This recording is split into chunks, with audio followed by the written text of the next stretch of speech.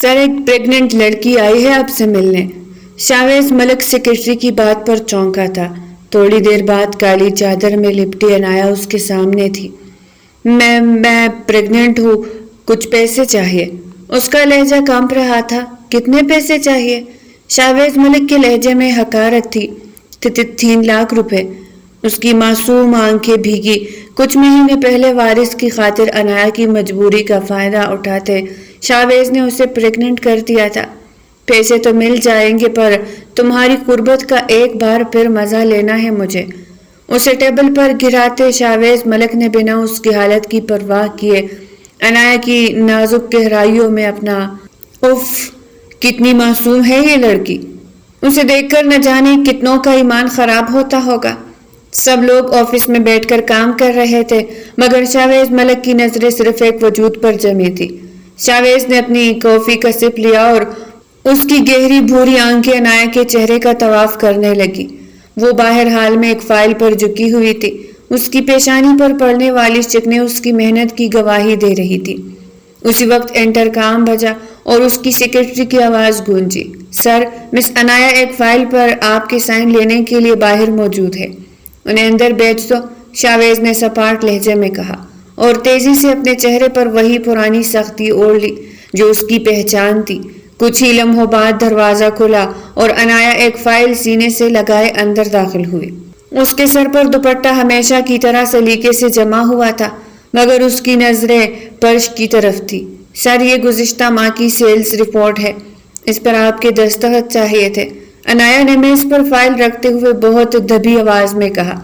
شاویز نے فائل کی طرف دیکھنے کے بجائے براہ راست اس کے معصوم چہرے کو دیکھا۔ کیا تم ہمیشہ اسی طرح نظریں جھکا کر بات کرتی ہو؟ شاویز کا لہجہ اتنا غیر متوقع اور سحر انگیز تھا کہ عنایا نے چونک کر اوپر دیکھا۔ اس کی بڑی بڑی آنکھوں میں حیرت اور تھوڑی سی گھبراہٹ تھی۔ شاویز نے کچھ لمحے اس کی جھیل جیسی آنکھوں میں کھو کر دیکھا اور ایک گہرا سانس لیا۔ جی سر، عنایا نے بکلا کر جواب دیا اور فوراً اپنی نظریں دوبارہ جھکا لی۔ شاویز کے لبوں پر ایک دلکش اور مبہم سی مسکراہٹ آئی جو شاید عنایا دیکھ بھی نہیں پائی تھی۔ اس نے فائل پر سائن کرتے ہوئے جان بوجھ کر اپنی انگلیاں عنایا کے نازک ہاتھ سے چھوا دی۔ اس اچانک لمس سے عنایا کے پورے وجود میں سنسنی دوڑ گئی اور اس کا چہرہ شرم سے سرخ ہو گیا۔ شاویز نے خاموشی سے فائل اسے واپس کر دی۔ عنایا تیزی سے کیبن سے باہر نکل گئی۔ اسے شاویز ملک کی اس رومانی قربت اور لمس سے ایک عجیب سی گھبراہٹ اور دل کی دھڑکن تیز ہوتی محسوس ہوتی تھی۔ شام کے سائے گہرے ہوئے تو عنایا نے اپنا بیگ اٹھایا اور گھر کی طرف روانہ ہو گئی۔ جب وہ اپنے گھر پہنچی تو دیکھا کہ اس کی ماں کمرے میں بے چینی سے ٹہل رہی تھی۔ شکر ہے تم آ گئی عنایا، ذرا دیکھنا ارسلان اب تک اپنے آفس سے کیوں نہیں آئے؟ ماں نے پریشانی سے پوچھا تو عنایا نے گھڑی کی طرف دیکھا۔ 8 بج رہے تھے۔ امی، آپ بلا وجہ فکر کر رہی ہے، شاید فنانس ڈپارٹمنٹ میں کلوزنگ کی وجہ سے کہیں رک گئے ہوں گے۔ عنایا نے تسلی دینے کی کوشش کی مگر اس کا اپنا دل بھی دک دک کر رہا تھا۔ تمہارے بابا کبھی اتنی دیر نہیں کرتے تھے، میں نے انہیں 10 بار کال کی ہے مگر وہ فون نہیں اٹھا رہے، میرا جی بہت گھبرا رہا ہے۔ ماں کی آنکھوں میں آنسو تھے جو عنایا کو بے چین کر رہے تھے۔ عنایا نے خود اپنے پاپا کا نمبر ملایا مگر بیل جاتی رہی اور دوسری طرف سے کوئی جواب نہ آیا۔ 9 بجے، پھر 10 بجے اور پھر 11۔ گھر کی خاموشی وحشت ناک ہوتی جا رہی تھی۔ امی، اب میں خود جا کر انہیں ڈھونڈتی ہوں، وہ ایسے غائب نہیں ہو سکتے۔ عنایا نے چادر اوڑھی ہی تھی کہ اچانک اس کے فون پر ایک انجانے نمبر سے کال آئی۔ اس نے کانپتے ہاتھوں سے فون کان سے لگا لیا۔ ہیلو، کیا آپ ارسلان صاحب کی بیٹی بول رہی ہے؟ دوسری طرف سے ایک کرخت مردانہ آواز آئی۔ جی، میں ان کی بیٹی ہوں، وہ کہاں ہے؟ وہ گھر کیوں نہیں آئے؟ عنایا نے ایک ہی سانس میں کئی سوال کر ڈالے۔ آپ کا باپ تانا صدر میں قید ہے، اس نے اپنی کمپنی کے اکاؤنٹ سے لاکھوں روپے کا غبن کیا ہے اور سیٹ نے اس پر چوری کا مقدمہ درج کروایا ہے، آپ فوراً یہاں پہنچے۔ یہ سنتے ہی عنایا کے ہاتھ سے فون فرش پر گرا اور وہ ساکت رہ گئی۔ کیا ہوا عنایا؟ میرے شوہر کہاں ہے؟ ماں نے اسے جھنجھوڑا تو عنایا نے بھرائی ہوئی آواز میں بتایا کہ ارسلان احمد غبن کے الزام میں پولیس کی قید میں ہے۔ وہ دونوں کسی نہ کسی طرح رات کے اس پہر تانے پہنچے۔ وہاں کا ماحول انتہائی خوفناک تھا۔ کانسٹیبلز کی اونچی آوازیں اور وہاں موجود مجرموں کی غلیظ نظریں عنایا کو اندر تک لرزا رہی تھی۔ سر، میرے پاپا ایسا نہیں کر سکتے، وہ تو بہت ایماندار اور شریف ملازم ہے، پلیز ہمیں ایک بار ملنے دیں۔ عنایا نے تانے دار کے سامنے ہاتھ جوڑے تو اس نے ایک تمسخرانہ نگاہ اس پر ڈالی۔ بی بی، شرافت کے سرٹیفکیٹ یہاں نہیں چلتے۔ تمہارے باپ نے جس سیٹ کے لاکھوں روپے غائب کیے ہیں وہ اس شہر کا ایک با اثر آدمی ہے، اب وہ جیل کی ہوا کھائے گا۔ تانے دار نے کرسی پر پیچھے ٹیک لگا کر کہا، خدا کے لیے رحم کرے، ہم بہت غریب لوگ ہیں، ان کے علاوہ ہمارا کوئی سہارا نہیں۔ عنایا کی ماں نے اس کے پیر پکڑنے کی کوشش کی مگر پولیس والے نے انہیں پیچھے دھکیل دیا۔ جاؤ یہاں سے، عورتیں سمجھ کر چھوڑ رہے ہیں ورنہ اندر کر دیں گے۔ صبح وکیل لے کر آنا۔ پولیس والے نے دھکا دے کر انہیں تھانے سے باہر نکال دیا۔ عنایا اپنی ماں کو سہارا دیے سڑک کے کنارے بیٹھ گئی تھی۔ بارش کی ہلکی بوندیں گرنا شروع ہو گئی تھی۔ وہ اپنی قسمت پر رو رہی تھی اور اسے کوئی راستہ نظر نہیں آ رہا تھا۔ امی، آپ ہمت مت ہارے، میں کل آفس جا کر اپنے باس سے بات کروں گی، وہ بہت بڑے آدمی ہیں، وہ ضرور کچھ کریں گے۔ عنایا نے روتے ہوئے اپنی ماں کو تسلی دی مگر اسے خود معلوم نہیں تھا کہ وہ باس جس کے سامنے وہ نظر اٹھا کر بات نہیں کر پاتی تھی اس کی مدد کیوں کرے گا۔ اگلی صبح جب وہ آفس پہنچی تو اس کی آنکھیں سوج کر سرخ ہو چکی تھی۔ وہ سیدھے شاویز ملک کے کیبن کی طرف بڑھی۔ آفس کی راہداریوں میں دھولتی ہوئی عنایا کے قدم لڑکھڑا رہے تھے۔ اس کے سر سے دوپٹہ بار بار ڈھلک رہا تھا مگر اسے دوپٹہ سنبھالنے کا ہوش کہاں تھا، اس کا تو پورا جہان لرز رہا تھا۔ جیسے ہی وہ شاویز ملک کے کیبن کے سامنے پہنچی، سیکرٹری نے اسے روکنے کی کوشش کی۔ مس عنایا، آپ اس طرح اندر نہیں جا سکتی، سیکرٹری نے اس کا بازو تھام کر کہا تو عنایا نے تڑپ کر اسے دیکھا۔ میرے پاپا جیل میں مر جائیں گے، خدا کے لیے مجھے جانے دے۔ عنایا کی آواز میں ایسا درد تھا کہ سیکرٹری کا ہاتھ خود بخود ڈھیلا پڑ گیا۔ عنایا نے ایک جھٹکے سے دروازہ کھولا اور اندر داخل ہو گئی۔ کمرے میں موجود خاموشی ایک لمحے میں چکناچور ہو گئی۔ شاویز ملک جو لیپ ٹاپ پہ جھکا ہوا تھا اچانک ہونے والی اس مداخلت پر غصے سے تلملا اٹھا۔ اس کی پیشانی پر غصے کی رگیں ابھر آئی اور اس نے جیسے ہی سر اٹھا کر گرجنا چاہا، سامنے کا منظر دیکھ کر اس کے الفاظ حلق میں ہی پتھر ہو گئے۔ عنایا جو ہمیشہ ایک پروکار اور پرسکون لڑکی تھی اس وقت ایک بکھری ہوئی کلی کی طرح اس کے سامنے کھڑی تھی۔ اس کی آنکھیں رو رو کر سو چکی تھی، چہرہ زرد پڑ گیا تھا اور اس کے ہونٹ بری طرح ترتھرا رہے تھے۔ شاویز نے زندگی میں بہت سی عورتیں دیکھی تھی مگر اس قدر معصومیت اور بے چارگی کا امتزاج اس نے پہلے کبھی نہیں دیکھا تھا۔ وہ دھنگ رہ گیا کہ کوئی دکھ کسی انسان کو اتنا خوبصورت اور اتنا شکستہ کیسے بنا سکتا ہے۔ سر، میرے پاپا، وہ لوگ انہیں لے گئے ہیں، ان پر جھوٹا الزام لگا ہے۔ عنایا نے میز کا سہارا لیتے ہوئے بمشکل یہ جملہ ادا کیا اور پھر روتے ہوئے ساری کہانی سنا کر وہی فرش پر ڈھیر ہو گئی۔ اس کی سسکیاں پورے کیبن میں گونجنے لگی تھی۔ شاویز ملک اپنی کرسی سے اٹھا اور آہستہ آہستہ چلتا ہوا اس کے قریب آیا۔ اس نے جھک کر عنایا کے کامتے ہوئے نازک کندھوں کو اپنے مضبوط ہاتھوں کی گرفت میں لے لیا اور اسے فرش سے اٹھایا۔ اس قربت نے عنایا کی سسکیوں کو ایک دم روک دیا۔ شاویز نے اس کے چہرے کو اپنی انگلیوں کے پھوروں سے چھوا اور اس کے گال پر بہتے ہوئے گرم آنسو کو صاف کیا۔ اس والہانہ انداز پر عنایا کا دل زور سے دھڑکا۔ تمہارے باپ نے کمپنی کے پیسے چوری کیے ہیں۔ عنایا، میں اس قانونی معاملے میں کیا کر سکتا ہوں؟ شاویز نے اپنی آواز کو مصنوعی سختی دیتے ہوئے کہا، حالانکہ اس کا اپنا دل عنایا کی حالت دیکھ کر مٹھی میں آ رہا تھا۔ وہ بے گناہ ہے سر، انہیں غبن کے جھوٹے کیس میں پھنسایا گیا ہے، وہ تو 1 روپیہ بھی حرام کا نہیں کر سکتے، خدا کے لیے انہیں چھوڑوا دے، میرے بھائی بھی نہیں ہے، ہم بہت اکیلے ہیں۔ عنایا نے شاویز کے پاؤں کے قریب بیٹھ کر دوبارہ التجا کی تو شاویز کے اعصاب تناؤ کا شکار ہو گئے۔ وہ اس لڑکی کو اس طرح اپنے سامنے جھکتے ہوئے نہیں دیکھ پا رہا تھا۔ ابھی میرے پاس ان فضول باتوں کے لیے ٹائم نہیں ہے، جاؤ یہاں سے، شاویز نے ایک دم جواب دیا اور پلٹ کر اپنی میز کی طرف بڑھ گیا۔ اسے لگ رہا تھا کہ اگر وہ ایک لمحہ اور وہاں رکا تو وہ پگھل جائے گا۔ عنایا کو لگا جیسے اس کی آخری امید بھی ٹوٹ گئی ہو۔ وہ روتی ہوئی کیبن سے باہر نکلی اور کوریڈور کے ایک کونے میں بیٹھ کر اپنا سر گھٹنوں میں دے دیا۔ اس کی ہچکیاں تھمنے کا نام نہیں لے رہی تھی۔ ادھر کیبن کے اندر شاویز ملک بے چین ہو کر ٹہل رہا تھا۔ اس کی نظروں کے سامنے بار بار عنایا کا وہ آنسوؤں سے بھیگا چہرہ آ رہا تھا۔ تقریباً آدھے گھنٹے بعد اس نے گھنٹی بجا کر سیکرٹری کو بلایا۔ باہر جو لڑکی بیٹی ہے اسے کہو کہ اندر آئے، شاویز نے سرد لہجے میں حکم دیا۔ عنایا جب دوبارہ اندر داخل ہوئی تو اس کی ہمت جواب دے چکی تھی۔ شاویز نے اسے کرسی پر بیٹھنے کا اشارہ کیا اور خود اس کے بالکل سامنے میز پر ٹیک لگا کر کھڑا ہو گیا۔ تم چاہتی ہو کہ میں تمہارے پاپا کو ابھی اسی وقت آزاد کروا دوں؟ شاویز نے اس کی آنکھوں میں آنکھیں ڈال کر پوچھا تو عنایا نے تیزی سے اس بات میں سر ہلایا۔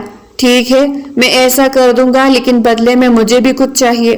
شاویز نے ایک دراز سے ایک فائل نکالی اور عنایا کے سامنے پٹک دی۔ یہ کیا ہے سر؟ عنایا نے لرزتے ہاتھوں سے وہ کاغذات اٹھائے۔ یہ ایک کانٹریکٹ ہے، مجھے ایک وارث چاہیے، میری بیوی معذور ہے اور وہ مجھے اولاد نہیں دے سکتی۔ اگر تم مجھے وارث دینے کا وعدہ کرو تو تمہارا باپ 1 گھنٹے میں گر ہوگا۔ شاویز کا لہجہ اتنا سفاٹ تھا جیسے وہ کسی بزنس ڈیل کی بات کر رہا ہو۔ عنایا کے ہاتھوں سے وہ کاغذات چھوٹ کر میز پر گر گئے۔ اسے لگا جیسے اس کے کانوں میں پگھلا ہوا سیسا بھر دیا گیا ہو۔ آپ یہ کیا کہہ رہے ہیں سر؟ عنایا نے حیرت اور صدمے سے پوچھا۔ دیکھ لو عنایا، تمہارے باپ کی زندگی اور تمہاری شرافت فیصلہ تمہارے ہاتھ میں ہے۔ ایک بار تم نے اس پہ سائن کر دیے تو پھر تم پیچھے نہیں ہٹ سکو گی۔ میں تمہیں اپنی قید سے نکلنے نہیں دوں گا۔ شاویز اس کے مزید قریب ہوا، یہاں تک کہ اس کے پرفیوم کی تیز خوشبو عنایا کے حواس پر جانے لگی۔ عنایا نے ایک نظر بند کمرے کی دیواروں پر ڈالی۔ اسے وہاں اپنے پاپا کا بھولا چہرہ اور ماں کی آہ و پکار سنائی دینے لگی تھی۔ اس نے ایک گہرا سانس لیا اور کانپتے ہاتھوں سے پن اٹھایا۔ میں اپنے پاپا کے لیے کچھ بھی کر سکتی ہوں، اپنی زندگی بھی دے سکتی ہوں۔ عنایا نے بند آنکھوں کے ساتھ کاغذ کے آخر میں اپنے دستخط کر دیے۔ اسے احساس نہیں تھا کہ اس ایک سائن نے اسے ہمیشہ کے لیے شاویز ملک کی ملکیت بنا دیا ہے۔ بہت اچھا فیصلہ ہے، اب تم میرے ساتھ چلو گی۔ شاویز نے وہ کاغذات چپٹ کر دراز میں رکھا اور عنایا کا بازو پکڑ کر اسے اٹھنے پہ مجبور کر دیا۔ فارم ہاؤس کا راستہ طویل اور خاموش تھا، بالکل عنایا کی قسمت کی طرح۔ شاویز ملک کی کالی ویگو جب سڑک پر دوڑ رہی تھی تو عنایا شیشے سے باہر اندھیرے میں ڈوبے درختوں کو دیکھ رہی تھی۔ اس کے ہاتھ اس کے دوپٹے کے کونے کو اتنی سختی سے مروڑ رہے تھے کہ اس کی پورے سفید پڑ گئی تھی۔ شاویز خاموشی سے ڈرائیونگ کر رہا تھا، مگر اس کی نظریں بار بار سٹیئرنگ کے اوپر لگے شیشے سے عنایا کے زرد چہرے کا طواف کر رہی تھی۔ جیسے ہی وہ فارم ہاؤس پہنچے، وہاں کی چکا چوند روشنیوں نے عنایا کی آنکھوں کو خیرہ کر دیا۔ وہ عالیشان بنگلہ کسی خاموش قید خانے کی طرح اسے خوش آمدید کہہ رہا تھا۔ نکاح کی تقریب اتنی مختصر تھی کہ عنایا کو لگا جیسے یہ کوئی خواب ہو۔ مولوی صاحب کے الفاظ اس کے کانوں سے ٹکرا کر کہیں دور فضا میں کو رہے تھے۔ قبول ہے۔ عنایا نے جب یہ الفاظ کہے تو اسے لگا جیسے اس کی اپنی روح اس کے جسم سے جدا ہو گئی ہو۔ شاویز نے نکاح نامے پر دستخط کیے اور پھر مڑ کر اسے دیکھا۔ اس کی آنکھوں میں فتح کی چمک تھی یا کوئی گہرا دکھ، عنایا یہ نہیں سمجھ سکی تھی۔ اوپر والے کمرے میں جاؤ، شاویز نے بہت مختصر اور سرد لہجے میں حکم دیا اور خود وہی صوفے پر بیٹھ کر سگریٹ سلگھا لی۔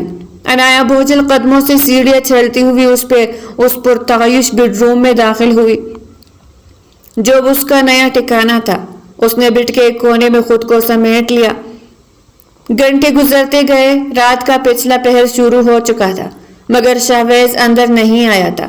باہر لون میں شاویز ملک تنہا ٹہل رہا تھا۔ ٹھنڈی ہوا اس کے تپتے ہوئے چہرے کو چھو کر گزر رہی تھی، مگر اس کے اندر ایک آگ لگی تھی۔ کیا میں ٹھیک کر رہا ہوں؟ ایک معصوم لڑکی کی زندگی کا سودا صرف اپنے وارث کے لیے؟ شاویز نے ایک گہرا کس لیا اور دھوئے کے مرغولے فضا میں چھوڑے۔ اس کے ذہن میں ایک طرف اس کی معذور بیوی کا وہ بے بس چہرہ تھا اور دوسری طرف اندر کمرے میں بیٹھی وہ لڑکی جو اب قانونی طور پر اس کی ملکیت تھی۔ اس کا ضمیر اسے ملامت کر رہا تھا، مگر اس کی انا اور اس کی ضرورت اسے پیچھے ہٹنے نہیں دے رہی تھی۔ بالآخر اس نے سگریٹ پاؤں تلے مس لی اور اندر کی طرف قدم بڑھائے۔ جب وہ بیڈ روم میں داخل ہوا تو کمرے کی مدھم روشنی میں عنایا کسی سنگ مرمر کی تراشے ہوئے بت کی طرح لگ رہی تھی۔ اس کا گلابی رنگ کا شلوار قمیض اس کے سفید رنگ پر قیامت ڈال رہا تھا اور بکھری ہوئی زلفیں اس کے شانوں پر رقص کر رہی تھی۔ شاویز کے قدم وہی رک گئے۔ اس کی خوبصورتی نے ایک پل کے لیے شاویز کے ہوش اڑا دیے تھے۔ وہ دھیرے دھیرے چلتا ہوا اس کے قریب آیا تو عنایا نے سہم کر سر اٹھایا۔ اس کی جھیل جیسی آنکھوں میں خوف اور بے یقینی تیر رہی تھی۔ کیا تم اب بھی اسی طرح ڈرتی رہو گی؟ شاویز نے بٹ پر اس کے بالکل سامنے بیٹھتے ہوئے پوچھا۔ اس کی آواز میں اب وہ سختی نہیں تھی بلکہ ایک عجیب سی ترتراہٹ تھی۔ میرے پاپا کیا وہ گھر پہنچ گئے ہوں گے؟ عنایا نے لرزتے لبوں سے پوچھا۔ اس وقت بھی اسے اپنی نہیں بلکہ اپنے پاپا کی فکر تھی۔ شاویز ملک اپنی زبان کا پکا ہے، وہ اب تک گھر پہنچ چکے ہوں گے۔ شاویز نے یہ کہتے ہوئے اپنا ہاتھ بڑھایا اور بہت نرمی سے عنایا کے گھال کو چھوا۔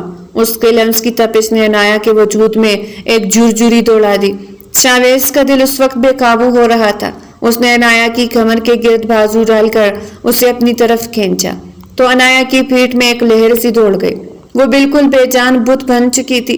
شاویز اس کے سر سے دوپٹہ ہٹا کر اس کے چہرے کے قریب جھکا۔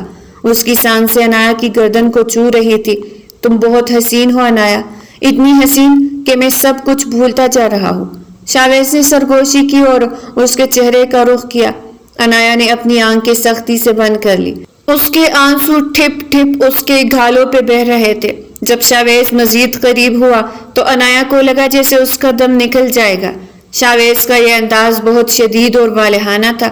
وہ اسے اپنی باہوں میں بھینچ رہا تھا جیسے وہ اسے اپنی روح میں جذب کر لینا چاہتا ہو۔ عنایا اس کے ہر لمس پر تڑپتی رہی مگر اس کے ذہن میں صرف ایک ہی سوال گھوم رہا تھا، کیا واقعی پاپا گھر پہنچ گئے ہوں گے؟ کیا میری ماں اب سکون سے سو رہی ہوگی؟ وہ شاویز کی قربت کو محسوس تو کر رہی تھی مگر اس کا دل پتھر کا ہو چکا تھا۔ اس کے لیے یہ کوئی محبت کا لمحہ نہیں تھا بلکہ ایک کانٹریکٹ کی ادائیگی تھی جو اسے ہر حال میں پوری کرنی تھی۔ شاویز اس کی خاموشی اور اس کی بے چارگی سے بے خبر اسے اپنے شہر میں لینے کی کوشش کرتا رہا مگر عنایا کی روح اس کمرے سے بہت دور کہیں اپنے چھوٹے سے گھر کی دیواروں میں بھٹک رہی تھی۔ اس رات کے اندھیرے نے عنایا شاہ کی زندگی کے تمام رنگوں کو نگل لیا تھا اور اسے ایک ایسی قید میں ڈال دیا تھا جس کا دوسرا نام شاویز ملک تھا۔ سورج کی پہلی کرن جب فارم ہاؤس کے پرتعیش کمرے کی پردوں کو چیر کر اندر آئی تو عنایا کی آنکھ کھل گئی۔ اس کا پورا وجود تکن اور ایک عجیب سی ٹوٹ پھوٹ کا شکار تھا۔ اس نے محسوس کیا کہ شاویز کا مضبوط بازو اب بھی اس کی کمر کے گرد حمائل تھا، جیسے وہ نیند میں بھی اسے خود سے دور نہیں کرنا چاہتا تھا۔ عنایا نے دھیرے سے اس کا ہاتھ ہٹانا چاہا مگر شاویز کی آنکھ کھل گئی۔ اس کی آنکھوں میں نیند کی خمار کے ساتھ ایک ایسی والہانہ محبت تھی جو عنایا کے لیے بالکل اجنبی تھی۔ شاویز نے اسے اپنی طرف کھینچا اور بہت نرمی سے اس کے ماتھے پر اپنے لب رکھ دیے۔ تمہاری موجودگی نے اس کمرے کی وحشت ختم کر دی ہے عنایا۔ شاویز نے مدم سی سرگوشی کی اور اس کے گالوں کو چونے کے لیے ہاتھ بڑھایا۔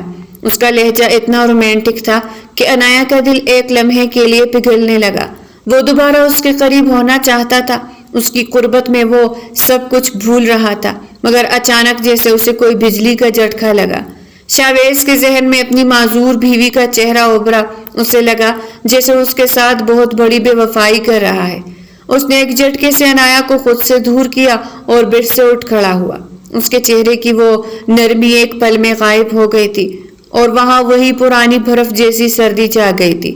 میں آفس جا رہا ہوں، تم نے یہاں سے کہیں نہیں جانا، شاویز نے بغیر مڑے انتہائی کھردرے لہجے میں کہا تو عنایا حیران رہ گئی۔ اسے سمجھ نہیں آیا کہ ابھی چند سیکنڈ پہلے جو شخص اس پہ جان چھڑک رہا تھا وہ اچانک پتھر کا بت کیسے بن گیا۔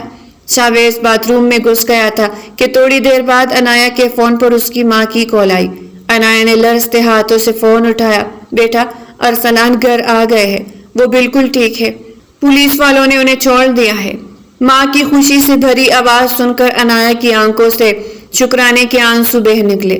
اس نے پہلے ہی اپنی ماں کو بتا دیا تھا کہ آفس کے کام کے سلسلے میں اسے رات میں آفس میں ہی رکنا پڑے گا۔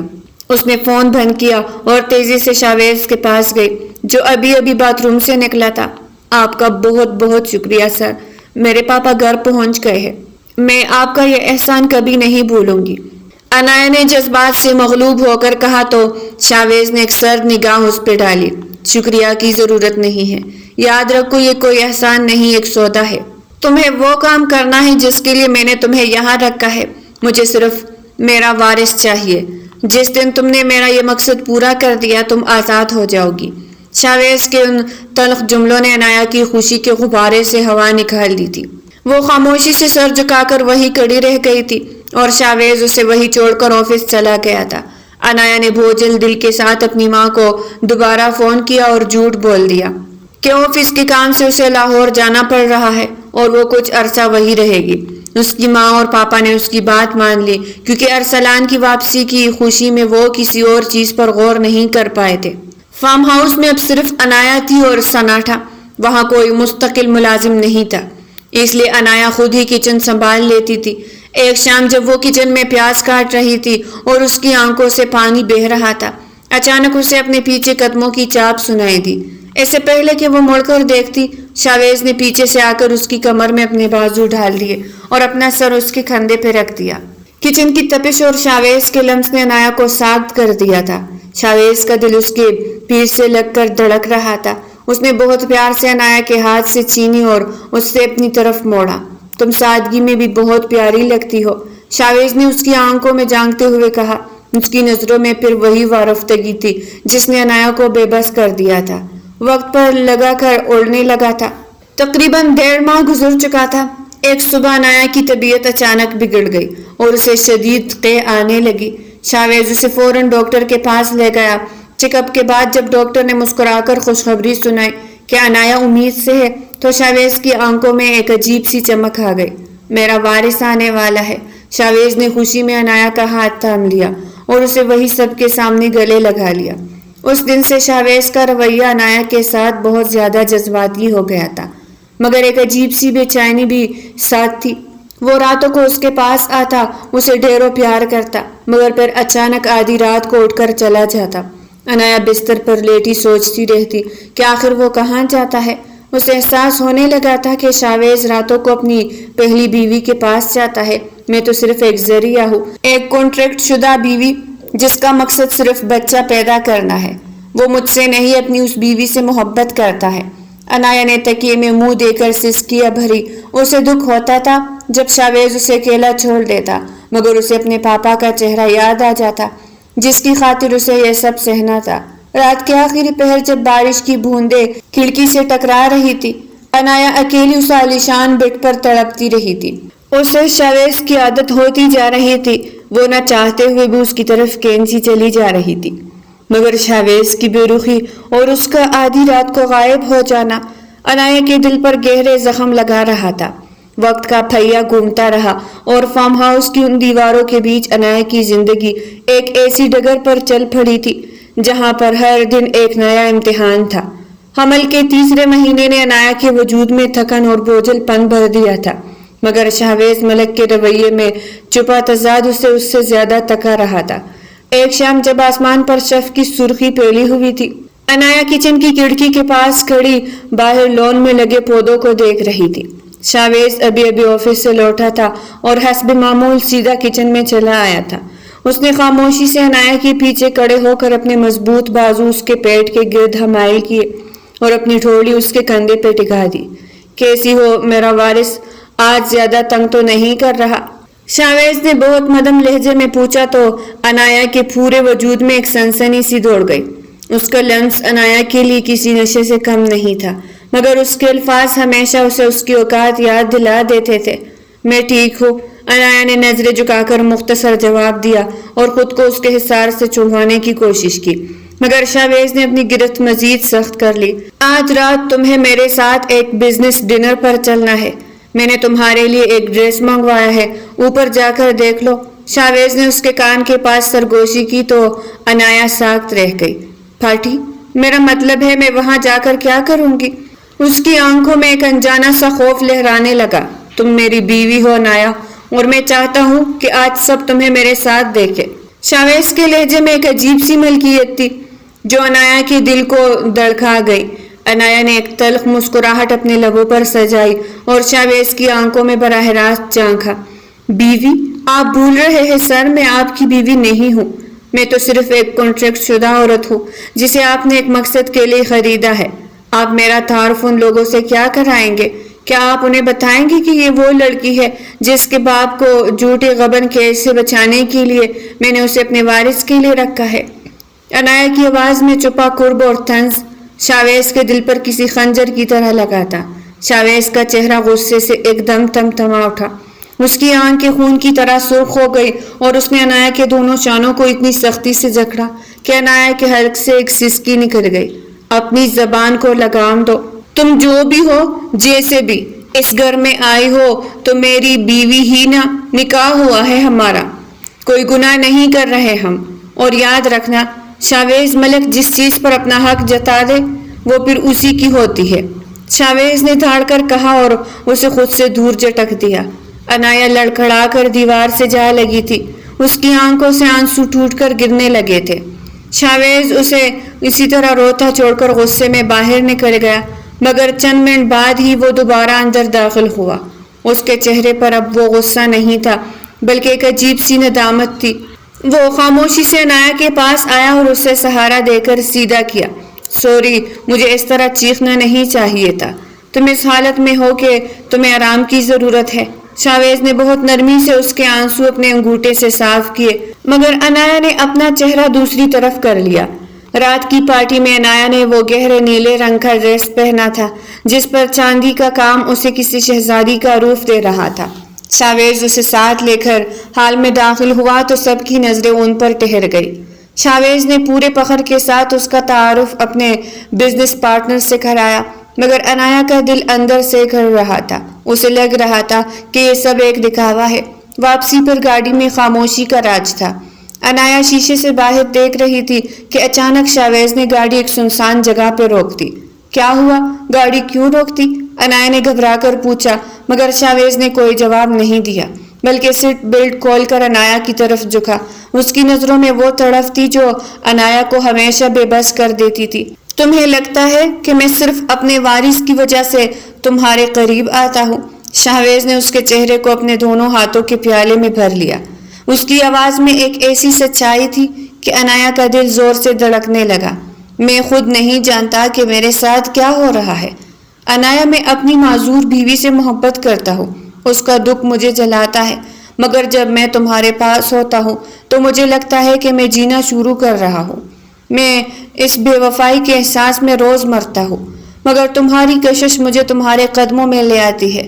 شاویز نے اپنے لب اس کے ماتھے پہ رکھ دیے اور دیر تک وہی ساکت رہا۔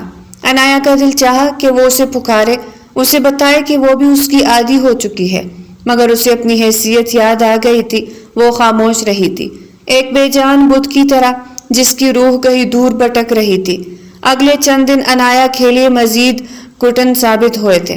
شاویز اکثر راتوں کو فارم ہاؤس نہیں آتا تھا۔ وہ جانتی تھی کہ وہ اپنے شہر والے گھر میں اپنی پہلی بیوی کے پاس ہے، مگر اس کا انتظار کرنا عنایا کی مجبوری بنتا جا رہا تھا۔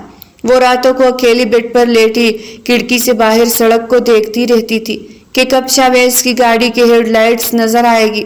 ایک رات جب بارش بہت تیز تھی، شاویز واپس نہیں آیا۔ عنایا کا ڈر بڑھتا جا رہا تھا، اسے اندھیرے سے خوف آتا تھا اور اس ویران فارم ہاؤس میں وہ خوف اسے نگل رہا تھا۔ وہ کبھی میرا نہیں ہوگا، وہ ہمیشہ اس کا رہے گا، میں تو بس ایک معاہدہ ہوں۔ عنایا نے تکیے میں منہ چھپا کر روتے ہوئے سوچا۔ اس کی ممتا اب جاگ رہی تھی، وہ اپنے اندر پھلنے والے ننھے وجود سے باتیں کرتی، مگر شاویز کی بے رخی اسے بار بار توڑ دیتی تھی۔ وقت گزرتا گیا اور اب عنایا کا 7واں مہینہ شروع ہو چکا تھا۔ اس کی طبیعت اب اکثر خراب رہنے لگی تھی۔ ایک صبح جب وہ کچن میں ناشتہ بنا رہی تھی، اسے شدید چکر آیا اور وہ فرش پر گر گئی۔ خوش قسمتی سے شاویز اسی وقت اندر داخل ہوا تھا۔ عنایا! شاویز نے ایک زوردار چیخ ماری اور اسے اٹھا کر بیڈ پر لٹایا۔ اس کا چہرہ خوف سے سفید پڑ گیا تھا۔ اس نے فوراً ڈاکٹر کو بلایا۔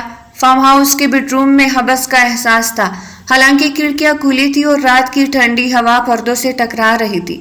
عنایا بیڈ پر تکیوں کے سہارے بیٹھی تھی، اس کا چہرہ سرد تھا اور آنکھوں کے گرد ہلکے گہرے ہو گئے تھے۔ ڈاکٹر نے اسے سختی سے ہلنے جلنے سے منع کر دیا تھا کیونکہ 7ویں مہینے میں اس کی کمزوری خطرناک حد تک بڑھ گئی تھی۔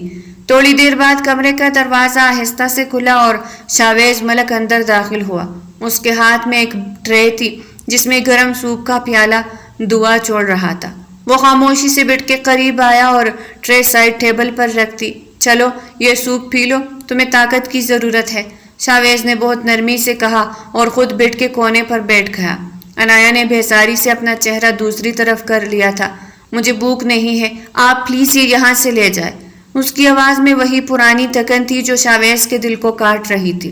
شاویز نے کوئی جواب نہیں دیا بلکہ پیالہ اٹھا کر چمچ اس کے لبوں کے قریب لے آیا۔ میں نے پوچھا نہیں ہے، حکم دیا ہے، خاموشی سے پی لو ورنہ میں زبردستی پلاؤں گا۔ اس کے لہجے میں وہی پرانی سختی تھی، مگر اس بار اس کی آنکھوں میں عنایا کے لیے گنجانی، بے چینی اور فکر تھی۔ عنایا نے مجبوراً ایک گھونٹ بھرا۔ شاویز بہت صبر سے اسے ایک ایک چمچ پلا رہا تھا۔ عنایا خاموشی سے اس کے سخت مگر خوبصورت چہرے کو دیکھ رہی تھی، اس کی گھنی بھویں، اس کی آنکھوں کی سرخی جو شاید جاگنے کی وجہ سے تھی۔ آپ یہ سب کیوں کر رہے ہیں؟ عنایا نے اچانک پوچھا تو شاویز کا ہاتھ رک گیا۔ کیا مطلب؟ اس نے بے رخی سے سوال کیا۔ یہ خدمت، یہ فکر، یہ سب صرف اس لیے ہے نا کہ میں آپ کے وارث کو اپنے اندر پال رہی ہوں؟ اگر میں امید سے نہ ہوتی تو کیا آپ تب بھی میرے لیے کچن میں جا کر یہ سوپ بناتے؟ عنایا کے سوال میں ایک زہریلی حقیقت تھی جس نے شاویز کے اعصاب کو جھنجھوڑ کے رکھ دیا۔ شاویز نے پیالہ میز پر پٹخا اور ایک جھٹکے سے عنایا کے چہرے کے قریب جھکا۔ اس کی گرم سانسیں عنایا کے گالوں کو جلا رہی تھی۔ تمہیں کیا لگتا ہے عنایا کہ میں اتنا پتھر دل ہوں؟ وہ دھاڑا مگر اس کی آواز میں غصے سے زیادہ دکھ تھا۔ ہاں یہ سچ ہے کہ تم میرے وارث کی ماں بننے والی ہو، مگر کیا تمہیں نظر نہیں آتا کہ جب تم بے ہوش ہوئی تھی تو میری جان نکل گئی تھی؟ کیا تمہیں وہ راتیں نظر نہیں آتی جب میں تمہارے کمرے کے باہر ٹہلتا رہتا ہوں صرف یہ دیکھنے کے لیے کہ تم سکون سے سو رہی ہو یا نہیں؟ عنایا خاموش رہی، اس کی آنکھوں میں آنسو تیرنے لگے تھے۔ شاویز نے ایک گہرا سانس لیا اور اپنی پیشانی اس کی پیشانی سے ٹکا دی۔ اس لمحے وہ دونوں ایک دوسرے کے بہت قریب تھے، اتنے قریب کہ ان کے دلوں کی دھڑکنیں ایک ہی آہنگ میں سنائی دے رہی تھی۔ میں خود سے ڈرتا ہوں عنایا، میں اپنی پہلی بیوی کا گنہگار نہیں بننا چاہتا، مگر جب میں تمہیں تکلیف میں دیکھتا ہوں تو مجھے لگتا ہے کہ کائنات کا سب سے بڑا مجرم میں ہوں جس نے تمہیں اس حال میں پہنچایا ہے۔ شاویز نے سرگوشی کی اور اس کے ہاتھ کی پشت پر اپنے لب رکھ دیے۔ اس کا یہ لمس اتنا پرخلوص تھا کہ عنایا کا جی چاہا کہ وہ اسے گلے لگا لے، مگر پھر اسے اپنا کنٹریکٹ یاد آ گیا۔ اگلے چند دن شاویز نے آفس سے چھٹی لے لی تھی۔ وہ سارا دن عنایا کے پاس رہتا، اسے اپنے ہاتھوں سے کھانا کھلاتا، اس کے پاؤں دباتا۔ جب اسے سوجن کی وجہ سے درد ہوتا تو رات کو دیر تک اس کے پاس بیٹھا رہتا۔ عنایا اس کی اس تبدیلی پر حیران تھی، مگر اس کا ذہن اسے بار بار یہی کہتا کہ یہ سب وارث کی وجہ سے ہے۔ ایک رات آسمان بجلی کی کڑک سے گونج رہا تھا۔ عنایا کی آنکھ کھل گئی، کمرے میں اندھیرا تھا، مگر بیڈ کے دوسری طرف شاویز موجود نہیں تھا۔ عنایا کا دل ڈوبنے لگا۔ وہ مشکل سے اٹھی اور دیوار کا سہارا لیتی ہوئی لاؤنج میں آئی۔ وہاں کا منظر دیکھ کر وہ ساکت رہ گئی۔ شاویز جائے نماز پر بیٹھا تھا، اس کا سر سجدے میں تھا اور اس کے شانوں کے ہلنے سے اندازہ ہو رہا تھا کہ وہ زاروں قطار رو رہا ہے۔ یا اللہ، میرے بچے کو کچھ نہ ہونے دینا، میں نے بہت گناہ کیے ہیں، مجھے سزا دے دے مگر اس معصوم کو کچھ نہ کہنا۔ شاویز کی ہچکی عنایا کے کانوں میں پگھلا ہوا سیسا بن کر اتری تھی۔ عنایا نے وہی دیوار سے ٹیک لگا لی۔ اسے پہلی بار احساس ہوا کہ یہ شخص صرف ایک جلاد نہیں ہے، اس کے اندر بھی ایک انسان چھپا ہے جو اپنی محبت اور فرض کی جنگ میں بری طرح پس رہا ہے۔ اسے شاویز سے پہلی بار ہمدردی محسوس ہوئی تھی، ایک ایسی ہمدردی جو دھیرے دھیرے محبت میں بدل رہی تھی، مگر وہ اسے تسلیم کرنے سے ڈر رہی تھی۔ اگلے دن شاویز نے اسے اپنے ساتھ لون میں بٹھایا ہوا تھا۔ دھوپ کی تپش ہلکی تھی اور پرندوں کی چہچہاہٹ فضا میں رس گول رہی تھی۔ عنایا، اگر اس بچے کے بعد تم یہاں رہنا چاہو تو؟ شاویز نے بہت ہچکچاتے ہوئے پوچھا۔ اس کی نظریں سامنے پھیلے ہوئے سبزے پر تھی۔ عنایا نے چونک کر اسے دیکھا۔ رہنا چاہوں؟ کس حیثیت میں؟ شاویز خاموش رہا۔ اس کے پاس کوئی جواب نہیں تھا۔ وہ اسے بیوی کا درجہ دینا دنیا کے سامنے نہیں دے پا رہا تھا، کیونکہ اس کے خاندان میں پہلی بیوی کی موجودگی میں دوسری شادی کو ایک گناہ سمجھا جاتا تھا، اور وہ اپنی معذور بیوی کو کبھی نہیں چھوڑ سکتا تھا۔ میں جانتی تھی آپ کے پاس کوئی جواب نہیں ہے، اس لیے شاویز صاحب مجھے خواب مت دکھائے۔ جس دن یہ بچہ پیدا ہوگا اس دن میرا اور آپ کا رشتہ ختم ہو جائے گا۔ عنایا نے بہت سپاٹ لہجے میں کہا۔ حالانکہ اس کا اپنا دل اس بات پر خون کے آنسو رو رہا تھا۔ شاویز نے غصے سے مٹھیاں بھینچ لی اور اٹھ کر وہاں سے چلا گیا۔ اس کی بے رخی دوبارہ لوٹ آئی تھی، وہ راتوں کو پھر سے غائب رہنے لگا تھا۔ عنایا اسے پکارنا چاہتی تھی، اسے روکنا چاہتی تھی، مگر اس کی خودداری اسے اجازت نہیں دیتی تھی۔ وقت گزرتا گیا اور اب نواں مہینہ شروع ہو چکا تھا۔ عنایا کی حالت اب ایسی تھی کہ وہ بمشکل سانس لے پاتی تھی۔ شاویز کا رویہ ایک دم سے بدل گیا تھا۔ وہ اب اس سے بات بھی نہیں کرتا تھا، بس دور سے اسے دیکھتا اور چلا جاتا تھا، کیونکہ اسے اپنے آپ سے ڈر لگتا تھا کہ کہیں وہ عنایا میں کھو نہ جائے۔ عنایا کو لگ رہا تھا کہ وہ اب اس سے اکتا گیا ہے، یا شاید وہ صرف اس وقت کا انتظار کر رہا ہے جب وہ اسے اس کا وارث سونپ کر ہمیشہ کے لیے اس کی زندگی سے نکل جائے۔ انہی دنوں ایک شام جب وہ شاویز گھر آیا، اس کے ہاتھ میں ایک لفافہ تھا۔ اس نے وہ لفافہ عنایا کے سامنے میز پہ رکھ دیا۔ یہ کیا ہے؟ عنایا نے ڈرتے ہوئے پوچھا۔ تمہارے پاپا کے لیے ایک نیا کاروبار شروع کرنے کے کاغذات اور کچھ رقم۔ جب تم یہاں سے جاؤ گی تو تمہیں کسی کی محتاجی نہیں ہوگی، شاویز نے بہت سرد لہجے میں کہا اور کمرے سے نکل گیا۔ عنایا نے وہ کاغذات اٹھائے اور زور زور سے رونے لگی۔ اسے رقم نہیں چاہیے تھی، اسے وہ شاویز چاہیے تھا جو اسے سوپ پھلاتا تھا، جو اس کے پاؤں دباتا تھا اور جو سجدے میں گر کر اس کی زندگی کی بھیک مانگتا تھا۔ مگر وہ شاویز اب کہیں کھو گیا تھا۔ نواں مہینہ اپنی تمام تر شدت کے ساتھ عنایا کے وجود پر مسلط تھا۔ اب وہ بمشکل چند قدم چل پاتی تھی۔ فارم ہاؤس کی خاموشی اسے کاٹنے کو توڑتی تھی، کیونکہ شاویز اب بھی راتوں کو غائب رہنے لگا تھا۔ اسے لگ رہا تھا کہ شاویز نے اسے کنارہ کشی اختیار کر لی ہے، شاید اسے اب صرف اس کے بطن سے جنم لینے والے اس وارث کا انتظار تھا، عنایا کا نہیں۔ دوپہر کا وقت تھا، سورج کی تپش کھڑکی کے شیشوں کو تپا رہی تھی۔ عنایا نے بہت ہمت کر کے الماری سے اپنا وہ پرانا بیگ نکالا جو وہ اپنے گھر سے لائی تھی۔ اس نے اس میں اپنے پاپا کی ایک تصویر دیکھی اور اس کی آنکھوں سے بے اختیار آنسو بہہ نکلے۔ شام کو جب شاویز فارم ہاؤس آیا تو وہ ہمیشہ کی طرح تھکا ہوا اور بیزار لگ رہا تھا۔ وہ لاؤنج میں صوفے پر آ کر بیٹھا اور اپنی ٹائی ڈھیلی کی۔ عنایا دیوار کا سہارا لیتی ہوئی اس کے قریب آئے۔ اس کا سانس پھول رہا تھا اور پیشانی پر پسینے کی بوندی چمک رہی تھی۔ مجھے کچھ پیسوں کی ضرورت تھی، عنایا نے بہت دبی آواز میں کہا۔ شاویز نے اخبار سے نظریں ہٹا کر اسے دیکھا۔ اس کی آنکھوں میں ایک عجیب سی سردی تھی۔ پیسے کس لیے؟ وہ مجھے ابھی کے ابھی 15,000 چاہیے، کیونکہ مجھے لگ رہا ہے کہ ڈیلیوری کا وقت قریب ہے۔ ڈیلیوری کا لفظ سن کر شاویز ملک کا دل باغ باغ ہو گیا تھا۔ پاگل ہو گئی ہو تم؟ شاویز ملک کا بچہ پیدا کرنے جا رہی ہو، کسی ایرے غیرے کا نہیں۔ بولو کتنے پیسے دوں اس بچے کو پیدا کرنے کے لیے؟ وہ سر سے پاؤں تک کانپ رہی تھی۔ میں نہیں جانتی، آپ 15,000 دے دیجئے۔ 15,000 میں تمہیں کوئی ہاسپٹل گھسنے بھی نہیں دے گا۔ عنایا مڑ کر اپنے کمرے کی طرف جانے لگی، مگر اچانک اسے اپنے پیٹ میں ایک شدید لہر محسوس ہوئی، ایک ایسا درد جو اس نے پہلے کبھی محسوس نہیں کیا تھا۔ اس کے حلق سے ایک دلخراش چیخ نکلی اور وہ وہی فرش پر گر گئی۔ شاویز جو بھی غصے میں تھا، عنایا کو اس حال میں دیکھ کر حواس کھو بیٹھا۔ وہ بھاگ کر اس کے پاس آیا اور اسے اپنی باہوں میں اٹھا لیا۔ عنایا، عنایا کیا ہوا؟ اس کی آواز میں اب وہ طنز نہیں تھا، بلکہ ایک دیوانہ وار خوف تھا۔ بہت درد ہو رہا ہے، پلیز بچا لے مجھے۔ عنایا نے اس کی قمیض کو مٹھیوں میں جکڑ لیا۔ اس کا سفید چہرہ نیلا پڑ رہا تھا۔ شاویز نے اسے گاڑی میں ڈالا اور دیوانہ وار ہسپتال کی طرف بھاگا۔ راستے بھر وہ ایک ہاتھ سے اسٹیئرنگ سنبھال رہا تھا اور دوسرے ہاتھ سے عنایا کا ہاتھ تھامے اسے حوصلہ دے رہا تھا۔ کچھ نہیں ہوگا عنایا، میں تمہیں کچھ نہیں ہونے دوں گا، پلیز آنکھیں کھلی رکھو۔ شاویز کی آنکھوں سے آنسو بہہ رہے تھے جو اس کی قمیض کو بھگو رہے تھے۔ ہسپتال پہنچتے ہی ڈاکٹرز اسے اسٹریچر پر ڈھال کر آپریشن تھیٹر کی طرف لے گئے۔ شاویز باہر راہداری میں دیوار سے سر ٹکائے کھڑا تھا۔ اسے وہ تمام لمحے یاد آ رہے تھے جب اس نے عنایا کے ساتھ کانٹریکٹ کیا تھا۔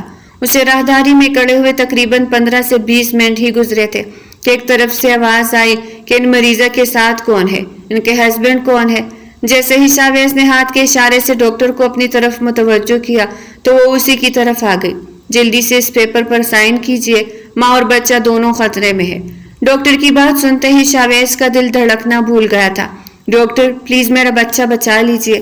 اس کے منہ سے فوراً ہی یہی جملہ نکلا، کیونکہ یہ وارث اس کے لیے بہت اہم تھا۔ ڈاکٹر کے جانے کے بعد دروازہ بند کر دیا گیا تھا۔ وہ اب آپریشن تھیٹر کے باہر کھڑا تھا۔ جب عنایا کی چیخیں شاویز کے کانوں میں پڑی تو اس نے اس کو دور سے تڑپتے دیکھا تو وہ دیوانہ وار اس کے پیچھے بھاگا، مگر آپریشن تھیٹر کا دروازہ بند ہونے کی وجہ سے وہ اندر نہیں جا پایا تھا۔ وہ شیشے کی کھڑکی سے اندر کا منظر دیکھنے لگا تھا۔ اس کی آنکھوں میں نمی تھی۔ وہ سوچ رہا تھا کہ آخر اسے کیا ہو رہا ہے، مگر اس چیز کا جواب اس کے پاس بالکل بھی نہیں تھا۔ طویل انتظار کے بعد آپریشن تھیٹر کا دروازہ کھلا اور ڈاکٹر باہر نکلی۔ اس کے چہرے پر وہ خوشی نہیں تھی جو عام طور پر ولادت کے بعد ہوتی ہے۔ مسٹر شاویز، مبارک ہو، بیٹا ہوا ہے، ڈاکٹر نے دھیمی آواز میں کہا۔ شاویز کے دل کی دھڑکن ایک لمحے کے لیے رک گئی تھی۔ اور عنایا، وہ کیسی ہے؟ وہ بہت کمزور ہو چکی ہے، ہم اسے وارڈ میں شفٹ کر رہے ہیں، مگر بچہ بہت زیادہ نازک ہے، اس کے پھیپھڑے پوری طرح کام نہیں کر رہے اور اسے زندگی اور موت کی کشمکش میں ICU میں وینٹیلیٹر پر شفٹ کر دیا گیا ہے۔ ڈاکٹر کی بات نے شاویز کے قدموں تلے سے زمین نکال دی۔ اگلے 2 دن شاویز کے لیے قیامت سے کم نہیں تھے۔ وہ ایک طرف عنایا کے پاس بیٹھتا جو ہوش آنے پر صرف اپنے بچے کا پوچھتی، اور دوسری طرف وہ ICU کے شیشے کی دیوار کے باہر کھڑا اس ننھی سی جان کو آلات میں جکڑا دیکھتا جو سانسوں کی جنگ لڑ رہا تھا۔ تیسرے دن کی صبح جب سورج کی پہلی کرن ہسپتال کے کمرے میں آئی تو ڈاکٹر نے آ کر شاویز کو بتایا کہ بچے کی حالت اب بھی انتہائی تشویشناک ہے اور اگلے چند گھنٹے اس کی زندگی کے لیے بہت اہم ہے۔ شاویز ساکت رہ گیا۔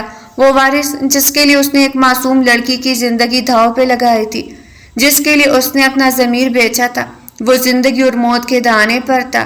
وہ بھاری قدموں سے عنایا کے کمرے میں داخل ہوا۔ عنایا بیڈ پر بیٹھی تھی۔ اسے شاید کچھ احساس ہو گیا تھا۔ میرا بچہ کہاں ہے؟ شاویز، مجھے اس سے ملنا ہے، عنایا نے بھرائی ہوئی آواز میں کہا۔ شاویز نے خاموشی سے اسے اپنی باہوں میں بھر لیا اور پھٹ پڑا۔ وہ ایک چھوٹے بچے کی طرح عنایا کے کندھے پر سر رکھ کر رو رہا تھا۔ وہ ICU میں ہے عنایا، وہ بہت نازک حالت میں ہے، زندگی اور موت کی جنگ لڑ رہا ہے۔ شاویز کی ہچکیاں کمرے میں گونج رہی تھی۔ عنایا ساکت رہ گئی۔ اسے کوئی رونا نہیں آیا تھا، کوئی سسکی نہیں نکلی تھی۔ اسے لگا جیسے اس کے اندر سب کچھ ختم ہو گیا ہے۔ اس نے شاویز کو خود سے دور کیا اور اس کی آنکھوں میں دیکھا۔ آپ کو آپ کا وارث صحیح سلامت نہیں مل پا رہا۔ شاویز ملک، اب تو میں آزاد ہوں نا، اب تو میں جا سکتی ہوں۔ عنایا کا یہ سپاٹ لہجہ شاویز کے لیے کسی موت سے کم نہیں تھا۔ نہیں عنایا، پلیز ایسا مت کہو، میں سب کچھ ختم کر دوں گا، میں تمہیں کہیں نہیں جانے دوں گا۔ شاویز نے اس کے ہاتھ پکڑ کر التجا کی، مگر عنایا کی آنکھوں میں اب صرف بے حسی تھی۔ اسی دوران شاویز کے فون کی گھنٹی بجی۔ اس کے گھر سے کھال تھی۔ اس کی معذور بیوی جو برسوں سے بستر پر تھی، وہ اس دنیا سے رخصت ہو گئی تھی۔ قدرت نے ایک ہی دن میں شاویز سے اس کا غرور اور اس کا پرانا سہارا دونوں چھین لیے تھے۔ ہسپتال کی سفید دیواریں شاویز کے گناہوں کی گواہی دے رہی تھی۔ ایک ہی دن میں اس کا وارث ICU میں آخری سانسوں پر تھا، اور وہ وجود بھی جس کے سہارے اس نے سالوں گزارے تھے وہ چلا گیا تھا۔ شاویز اب ایک ایسے مقام پر کھڑا تھا جہاں اس کے پاس دولت تو تھی، مگر دل کا سکون خاک ہو چکا تھا۔ اگلے چند دن عنایا خاموش رہی تھی۔ وہ ہسپتال کے بیڈ پر لیٹی کھڑکی سے باہر اڑتے پرندوں کو دیکھتی رہتی تھی۔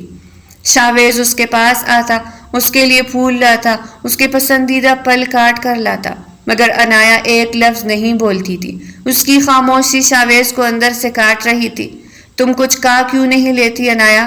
دیکھو تم کتنی کمزور ہو گئی ہو، شاویز نے بہت لرزتی آواز میں کہا، اور سیب کی ایک کاش اس کے لبوں کے قریب لے گیا۔ عنایا نے دھیرے سے اپنا چہرہ موڑ لیا۔ مجھے کچھ نہیں چاہیے۔ آپ نے اپنا وارث ICU کی موت کے حوالے کر دیا اور میں نے اپنا سکھ۔ اب ہمارا سودا ختم ہوا، مجھے میرے گھر چھوڑ دے۔ شاویز کا ہاتھ وہی فضا میں رک گیا تھا۔ اس نے پیالہ میز پر رکھا اور گھٹنوں کے بل عنایا کے بیڈ کے پاس بیٹھ گیا۔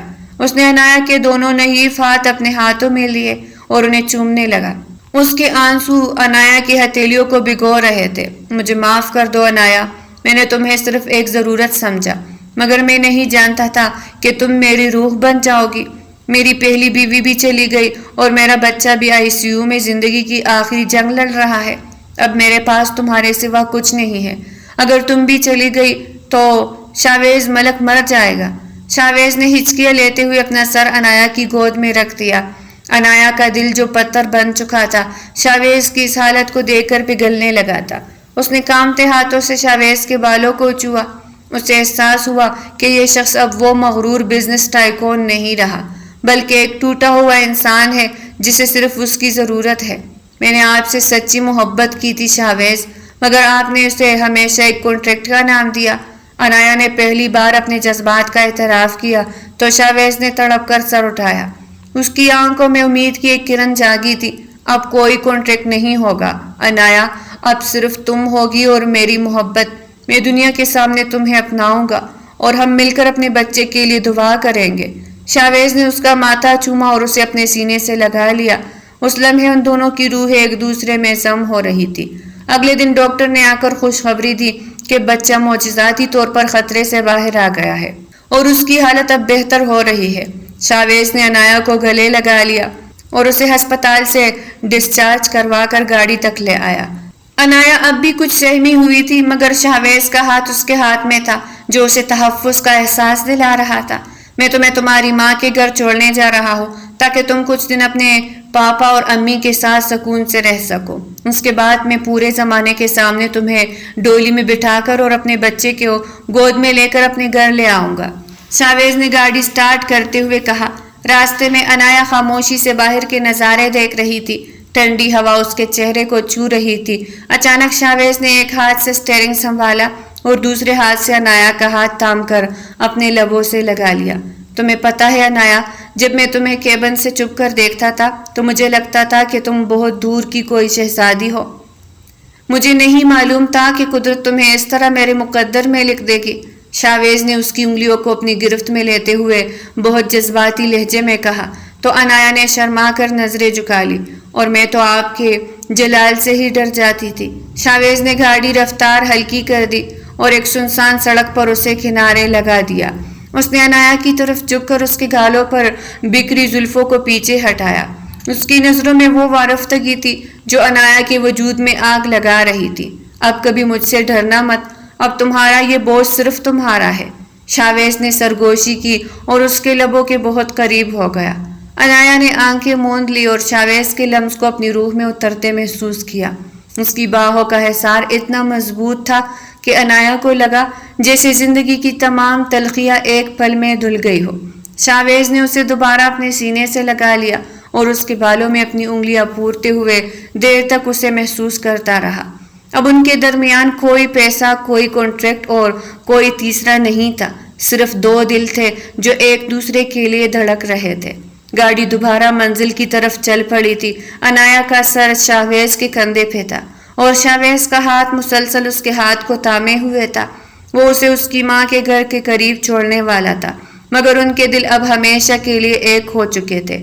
میں کل ہی آؤں گا تمہیں لینے، شاویز نے اس کے ہاتھ پر ایک آخری بورسہ دیتے ہوئے کہا، اور انایا ایک نئی زندگی کی امید لیے گاڑی سے اتر گئی۔